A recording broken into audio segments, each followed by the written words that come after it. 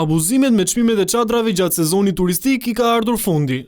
Në mbledhjen e fundit, qeveria miratoi një vendim sipas të cilit të gjitha stacionet e plazhit në Bregdetin shqiptar nuk duhet të kalojnë çmimin maksimal që do të vendoset nga Bashkitë përkatëse. Këto ndryshime vijnë sepse çdo vit kemi pasur abuzime, pavarësisht çdo lloj politike apo strategjie të ndjekur nga qeveria, janë gjetur gjithmonë hapësira për të cilat apo mbi të cilat është abuzuar më pas.